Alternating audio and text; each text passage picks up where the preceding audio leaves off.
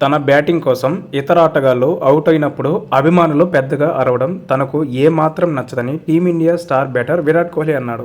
ప్రేక్షకుల ఉత్సాహాన్ని తాను అర్థం చేసుకోగలని, కానీ ఇది ఏమాత్రం సరికాదని అభిప్రాయపడ్డాడు. గతంలో ధోనీ బాయ్కి ఇలానే జరిగిందని గుర్తు చేశాడు. తాను రికార్డులను పట్టించుకోవడం లేదని, జట్టు గెలిపే తనకు ముఖ్యమని చెప్పాడు. న్యూజిలాండ్తో 3వ వన్డేల సిరీస్లో భాగంగా వడోదర వేదిక జరిగిన తొలి వన్డేలో విరాట్ కోహ్లీ 91 బంతుల్లో 8 4లు 6లతో 93 త్రుటిలో శతకం జారించుకున్నాడు. కోహ్లీ సెంచరీ చేజారిన ఈ మ్యాచ్లో టీమిండియా 4 వికెట్ల తేడాతో న్యూజిలాండ్ను ఓడించింది.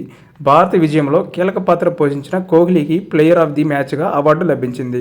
ఈ అవార్డు స్వీకరణ సందర్భంగా బ్రాడ్కాస్ట్తో మాట్లాడిన కోహ్లీ సెంచరీ చేజారినందుకు తనకు ఎలాంటి బాధ లేదన్నాడు. సెంచరీలు, రికార్డుల కంటే అభిమానుల ముఖాల్లో చిరునవ్వు తనకు మరింత సంతోషాన్ని ఇస్తుందని స్పష్టం చేశాడు. నేను ఈ అవార్డులన్నింటినీ మా అమ్మకు పంపిస్తాను. అవి చూసి ఆమె ఎంతగానో గర్వపడుతుంది. అంతేకాకుండా వాటిని భద్రంగా పెడుతుంది. నా మొత్తం ప్రయాణాన్ని వెనక్కి తిరిగి చూసుకుంటే ఒక కల నిజమైనట్లు అనిపిస్తుంది. నా సామర్థ్యాలు ఏంటో నాకు బాగా తెలుసు. ఈ స్థాయికి చేరుకోవడానికి నేను చాలా కష్టపడాల్సి వచ్చింది.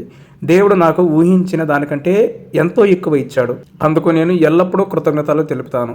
నిజాయితీగా చెప్పాలంటే నేను మైలురాయిల నుంచి ఆలోచించడం లేదు. ఒకవేళ మేము ముందుగా బ్యాటింగ్ చేసి ఉంటే నేను ఇంకా దూకుడుగా ఆడేవాడిని. అనుభవం అనేది ఎప్పుడూ ఉపయోగపడుతుంది. కానీ జట్టును విజయం తీరాలకు చేర్చడమే నా ప్రధాన లక్ష్యం. 3వ స్థానంలో బ్యాటింగ్ చేసేటప్పుడు పరిస్థితి క్లిష్టంగా ఉంటే వినూత్న షాట్లు ఆడకుండానే ఎదురు దాడి చేయాలని నా ప్రాథమిక ఆలోచన.